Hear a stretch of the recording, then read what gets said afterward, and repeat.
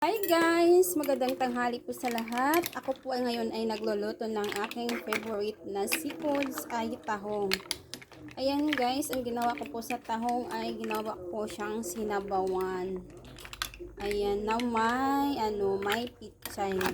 Kasi alam niyo ba guys, may story ako dito guys. Kasi yung time na kami, nagbakasyon kami, ay naglaag-laag lang. Pumasok kami sa isang restaurant. Grabe, yung isang bowl niya is 300. Na-shock. Pero pag tikman mo naman yung lasa, guys, pareho lang. Kaya i-try ko siya. Masarap talaga siya, guys.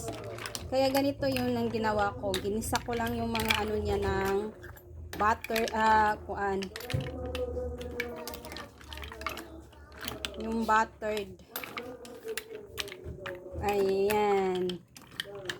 Kaya guys, thank you for watching. All for today, tanghalian. Bye!